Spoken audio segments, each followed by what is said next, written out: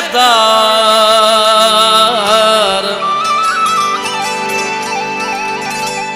महबूब अली मलाह चए हेड़ी बोली पयो बोले भलो यार खरी वयो हेड़ी बोली पयो बोले भलो यार खरी वयो हुयो सच्चो मानू सफा अज कीअं फिरी वयो हुयो सच्चो मानू सफा अज कीअं फिरी वयो हेड़ी बोली पयो बोले भलो यार खरी वयो हेड़ी बोली पयो बोले भलो यार खरी वयो हुयो सच्चो मानू सफा अज कीअं फिरी वयो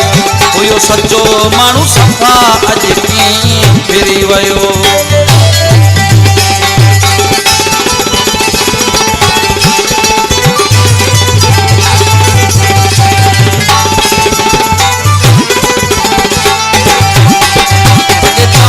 हो मुखे तो रूह जो रिश्तो अज चवे थो तो मुझो नाहे वास्तो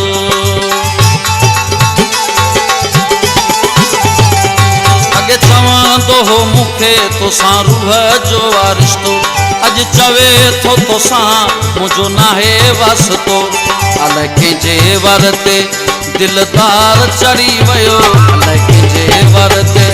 दिलदार चढ़ी वयो हुयो सच्चो मानू सफा अज कीअं फिरी वयो हुयो सच्चो मानू सफा अज कीअं फिरी वयो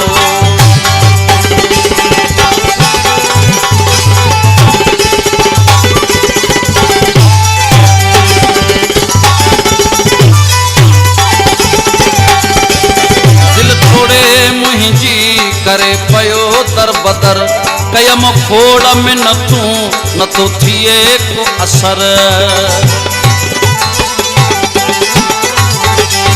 दिल तोड़े मुंहिंजी करे पयो दर बदर कयम खोड़ में नथो थिए को असर मूंखे रुआरण ते हाणे सफ़ा हिरी वयो मूंखे रुआरण ते हाणे सफ़ा हिरी वयो हुयो सच्चो मानू सफ़ा अज कीअं फिरी वयो हुयो सच्चो मानू सफ़ा अज कीअं फिरी वयो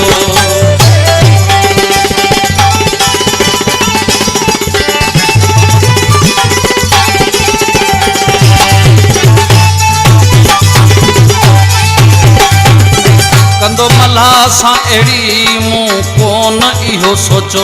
रमू राकेत सां आहे हुन कयो दोखो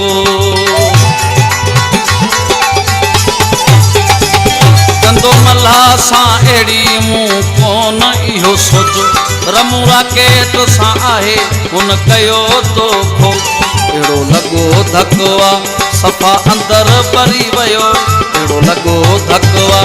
सफ़ा अंदर भरी वयो हुयो सच्चो मानू सफ़ा अज कीअं फिरी वयो हुयो सच्चो मानू सफ़ा अज कीअं फिरी वयो अहिड़ी बोली पयो बोले भलो यार खरी वयो अहिड़ी बोली पयो बोले भलो यार खरी वयो